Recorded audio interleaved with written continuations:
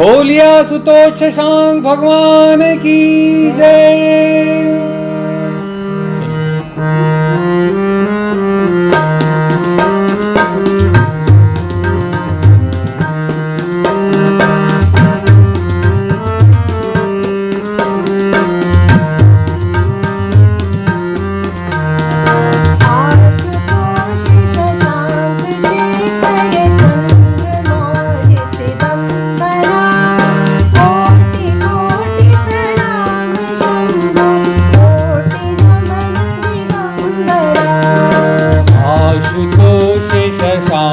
शेखर चंद्रमौली दिगंबरा कोटि कोटि प्रणाम शंभु कोटि नमन दिगंबरा।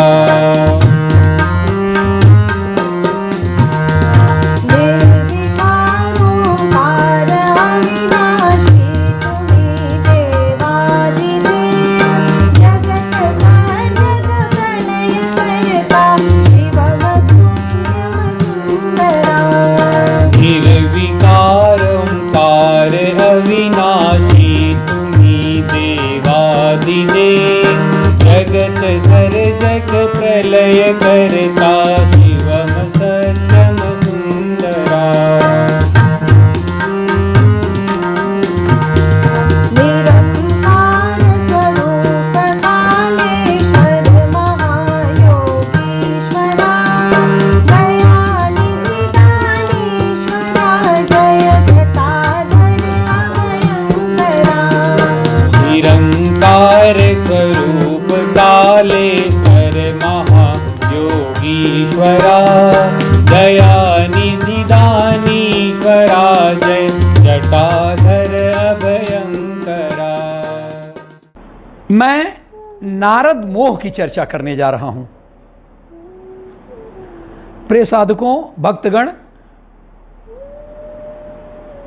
लेडीज एंड जेंटलमैन, आप इस बात को साधते होंगे, सोचते होंगे कि कोई भी व्यक्ति कितना भी अच्छा हो वो मोह से ग्रसित हो जाता है,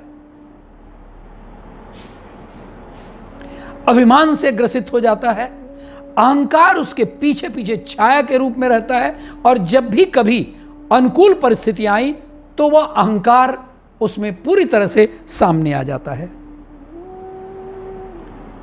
यह बात कोई गलत कार्यों के लिए ही नहीं, अच्छे कार्यों के लिए।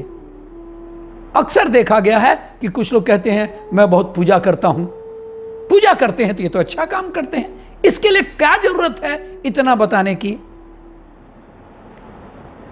मैं इतना माला जप लेता हूं, भगवान को मैं 2-2 घंटे तक पूजता हूं। ये सब मोह है, ये अहंकार है।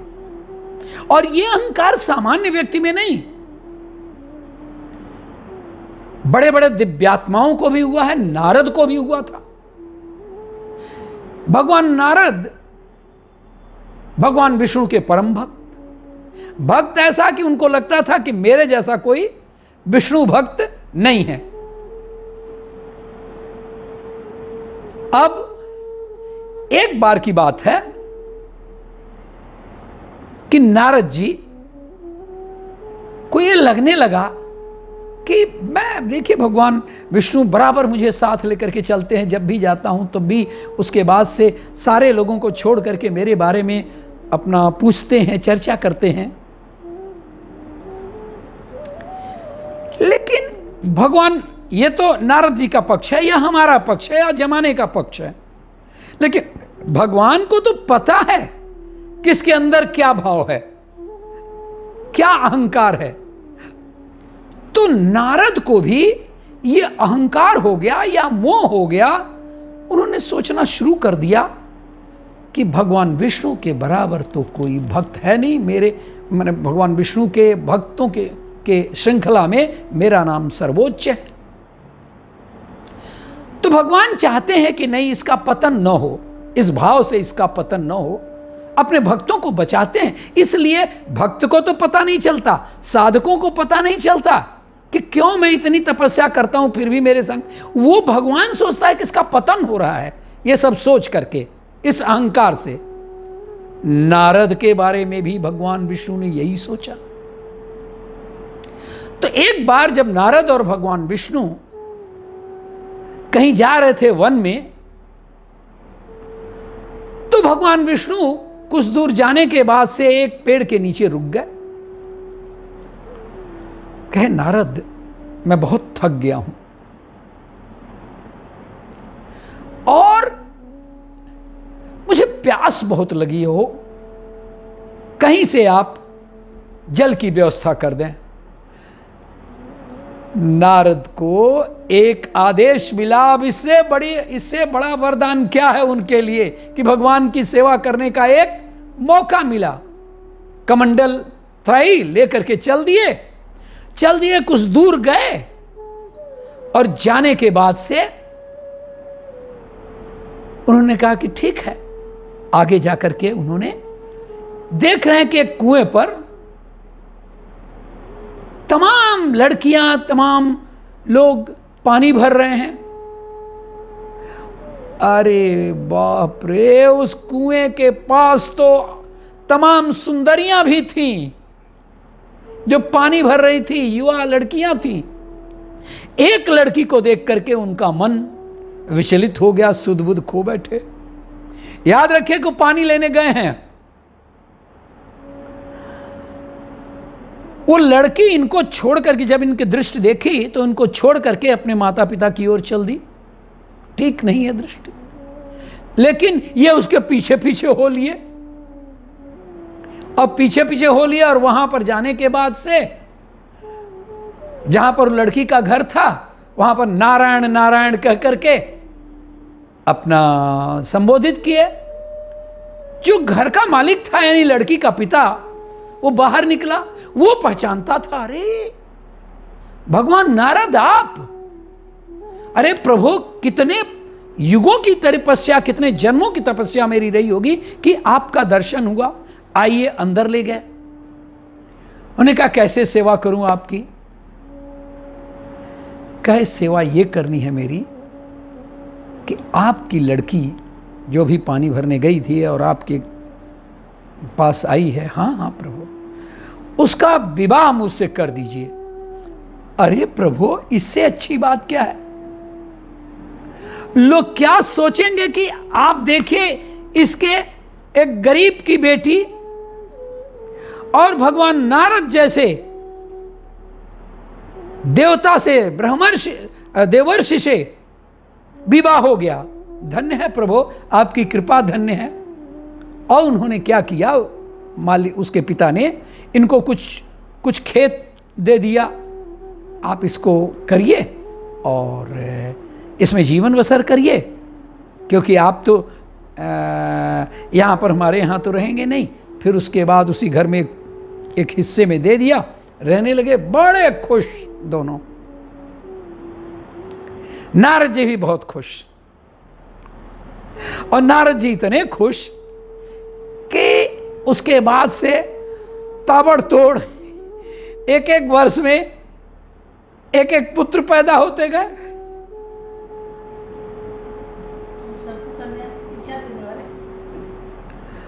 पुत्र पैदा होते गए, यानी 4-5 वर्ष बीत गए जी। अरे होंगे ना भाई, 4 बच्चे पैदा हुए, 4-5 वर्ष बीत गए। और खाने पीने का उसी में अब मेहनत कर रहे हैं, अपने गुड़ाई कर रहे हैं, बिजाई कर रहे हैं, सब माने जो भी एक गृहस्थ का काम है वो कर रहे हैं हमारे बाबा जी नारद जी। और वह हल चलाते, उसमें पानी डालते, बीज बोते, निराई करते हैं, सब हमारे बाबा नारद बाबा इस सब में लग गए। हाय रे माया। एक अवसर आया जब खूब जोरों की बारिश हुई। अरे बारिश क्या हुई, पूरा गांव पानी से घिर गया, बाढ़ आ गई। भागो भाई, ये घर में नहीं तो हम ही लोग डूब के इसी गांव में मर जाएंगे। अपना गठरी फटरी जो भी सामान था वो लिए, बांधे, अपनी पत्नी से कहे कि तू 2 बच्चे को संभाल दो, मैं संभाल रहा हूं। और किसी तरह से निकलें, इससे कहीं पर जहां पर कि सूखा हो वहां पर चलें। और ये पति पत्नी दोनों बच्चे गोदी में ले करके गठरी हमारे बाबा जी लिए और चल दिए। रास्ते में गए तो कहीं थोड़ा सा पानी का हलकोरा लगा, थोड़ा गड्ढा। अरे पानी में तो गड्ढा दिखता नहीं है, वो दिखा उनको, दिखा नहीं। और उसके बाद वो ऐसे थोड़ा सा इधर उधर हुए, गठरी गिर गई। गठरी गिर गई। अब बताइए, गठरी को देखें कि अपने दोनों बच्चों को देखें।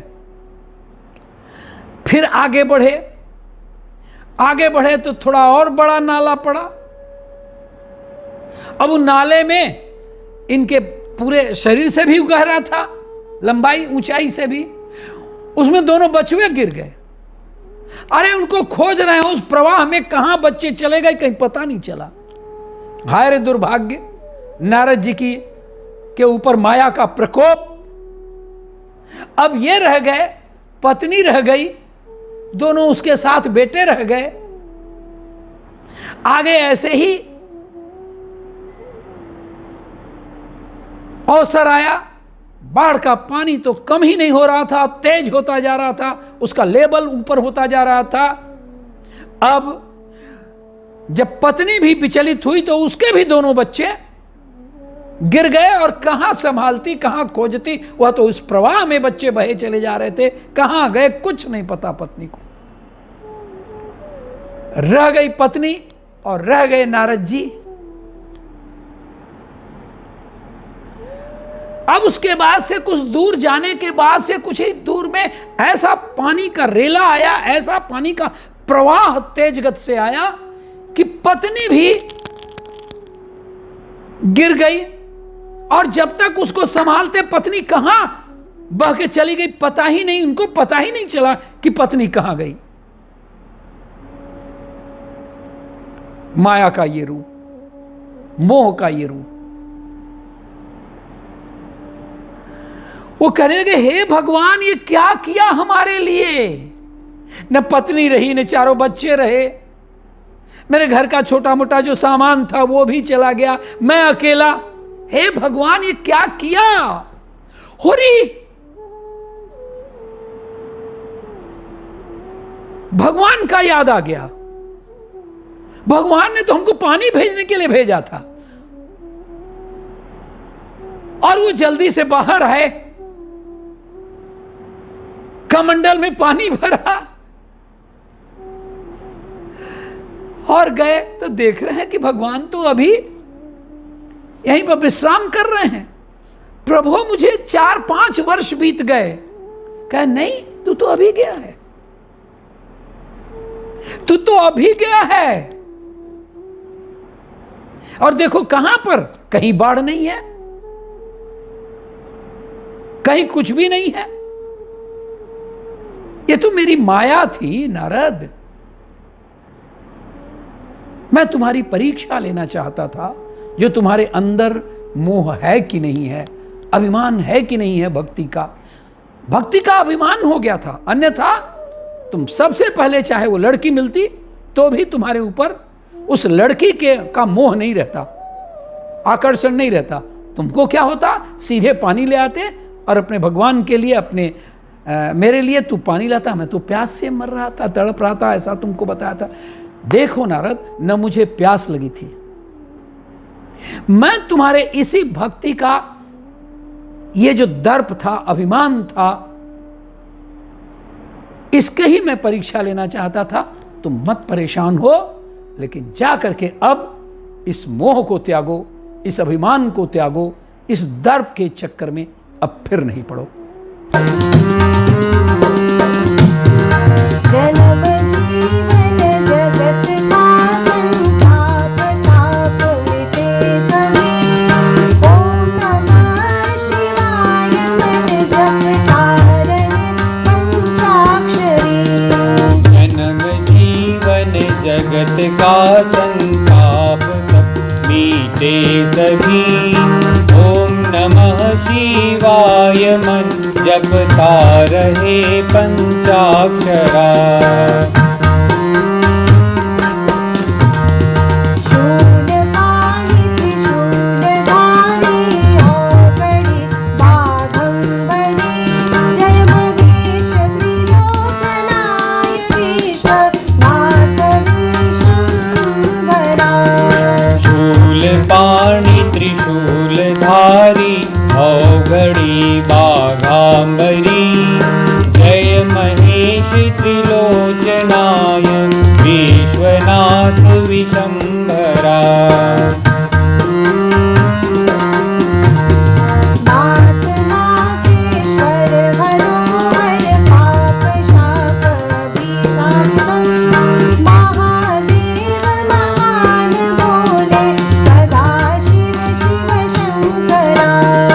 नाथ नागेश्वर हरोहर पाप शाप विशापतम महादेव महान भोले सदा शिव शिव शंकरा।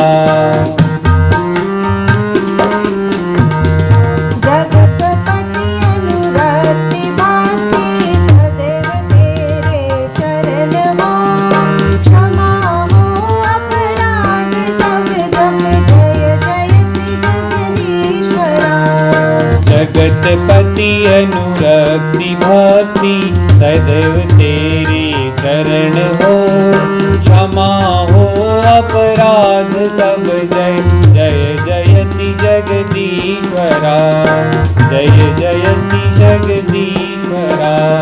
जय जयति जगदीश्वरा। बोले शंकर भगवान की जय। जय।